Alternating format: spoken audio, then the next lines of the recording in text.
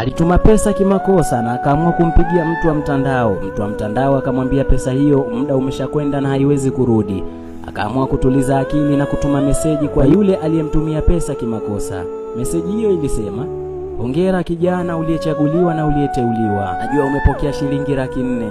Sio kimakosa, hiyo umepokea kwa makusudi kabisa, kutoka katika chama chetu cha waabudu shetani, chama chetu cha Illuminati. Kimekuchagua wewe kijana uungane na sisi.